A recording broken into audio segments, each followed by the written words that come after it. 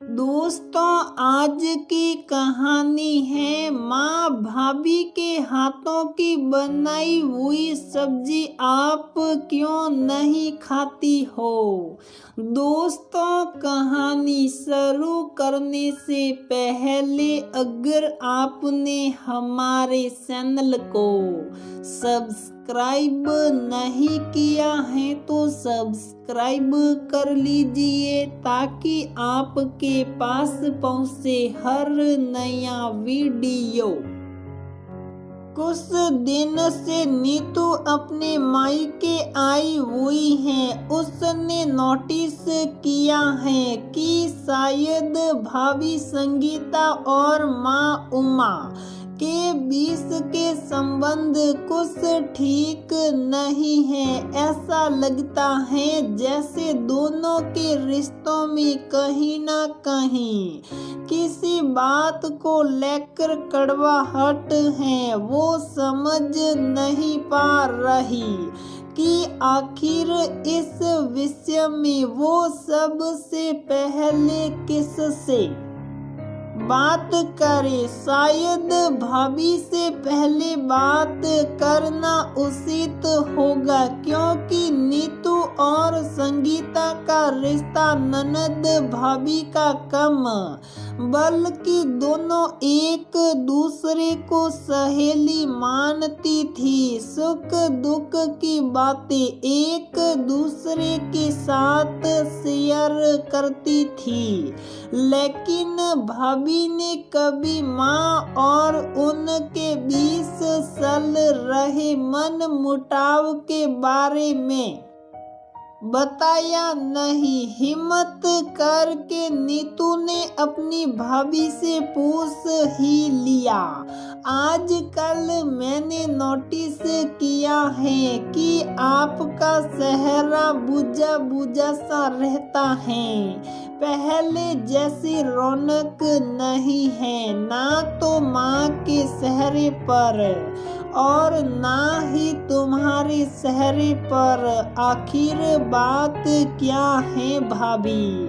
नीतू ने कहा। क्या बताऊं आपको दीदी, माजी का यह व्यवहार मुझे भी समझ नहीं आता। पहले माजी व्यवहार बहुत ही अच्छा था, मेरे हर कार्य की सराहना करती थी, लेकिन अब तो मेरे हर काम में नुक्स निकालती हैं।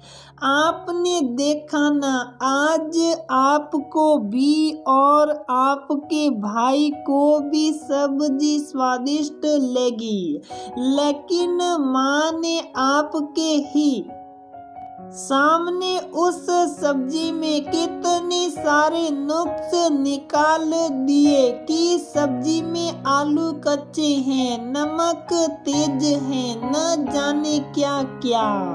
मैं अपनी तरफ से पूरी कोशिश करती हूँ कि माँ को खुश रख सकूं, लेकिन पता नहीं मुझसे कहाँ चूक हो जाती है। संगीता ने आंखें नम करते हुए कहा। नीतू ने संगीता के आंसू पोंछते हुए कहा, तुम चिंता मत करो भाभी, मैं हूं ना। अब मैं यहाँ से जब ही जाऊंगी तब तक आप और माँ का रिश्ता पहले जैसा नहीं हो जाता। नीतू ने अपनी भाभी को प्यार की झपकी देते हुए कहा। नीतू अब अपनी माँ के पास गई। उसने अपनी माँ से भी यही पूछा कि आखिर बात क्या है तुम्हारे व्यवहार में बदलाव आने का कारण क्या है? कोई वजह तो होगी जो आप भाभी से उखड़ी उखड़ी रहती हैं। बताओ ना माँ, तुम्हें मेरी कसम। नीतू ने अपनी माँ का हाथ अपने सिर पर रखते हुए कहा। क्या बताऊं, आजकल बहू सब कुछ अपनी मर्जी का करती है। मेरी तो घर के कामों में किसी भी तरह की राय नहीं लेती हैं। जब दुल्हन बनकर आई थी इस घर में, हर काम मेरे से पूछ कर करती थी कि माँ जी आज सब्जी क्या बनेगी, ये काम कैसे होगा, किसको कितना देना, किससे कितना लेना है, किसको बुलाना है। अब तो ये सारे काम वह बिना किसी की राय लिए ही करने लगी हैं। ऐसा लगता है जैसे मेरी तो इस घर में कुछ अहमियत ही नहीं। फिर अब तू ही बता, ऐसे में मेरे व्यवहार में परिवर्तन तो आएगा ही ना। उमा जी ने गुस्से से कहा। अरे मेरी भोली माँ, इतनी सी बात के लिए इतने प्यारे रिश्ते में कड़वाहट क्यों भरना। जब भाभी इस घर में नई नई आई थी तो उन्होंने पता नहीं था कि कौन क्या कैसा खाना खाता है, किसको क्या पसंद है क्या नहीं, कौन कौन हमारे रिश्तेदार हैं कौन नहीं, किससे आपके पारिवारिक संबंध हैं किससे नहीं। भाभी को क्या पता था। अब भाभी को आपने सब कुछ इतने अच्छे से सिखा दिया है, अपनी तरह हर काम में उसे परफेक्ट कर दिया है।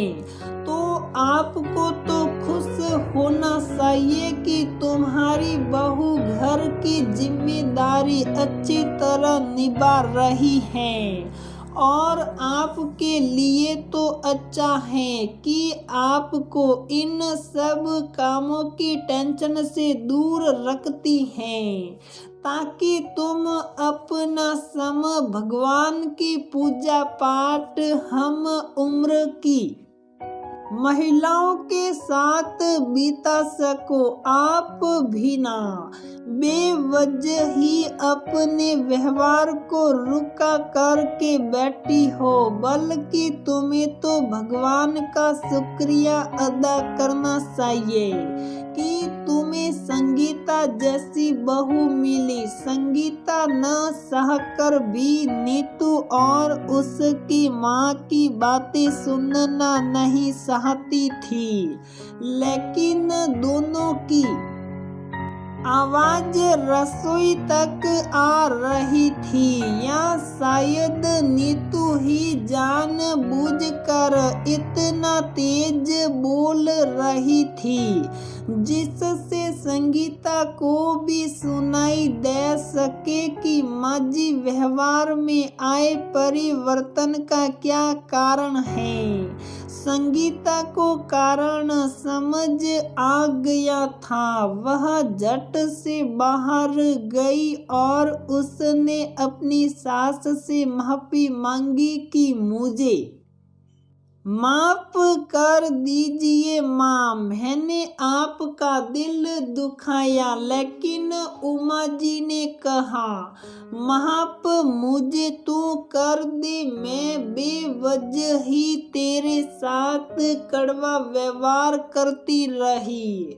नहीं माँ जी, आप माफी मत मांगो। अब मैं आपकी हर कार्य में राय लूंगी। आपकी नाराजगी जायज है। आप ही नहीं, हर किसी सास को ऐसा ही लगता होगा कि बहू के आते ही उनकी अहमियत कम हो गई है। कोई उनसे राय ही नहीं लेता और न जाने क्या क्या सोच लेती हैं। इसलिए मैं सभी बहुओं से अनुरोध करूंगी कि वह छोटे से छोटे कार्यों में भी अपनी सास की राय जरूर ले, ताकि उन्हें भी लगे कि हर काम मुझसे पूछ कर करती हैं। इतना तो मुझे मानती हैं। संगीता ने अपनी ननद नीतू को धन्यवाद देते हुए कहा, दीदी आपका बहुत बहुत शुक्रिया।